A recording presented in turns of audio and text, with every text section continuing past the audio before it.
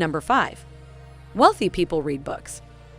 Reading books on money can help you gain in-depth insight and get your finances in order.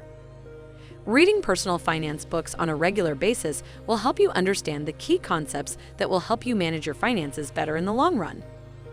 Developing a healthy money mindset is easier when we are inspired and guided by others. One of our favorite books is Robert Kiyosaki's Rich Dad, Poor Dad.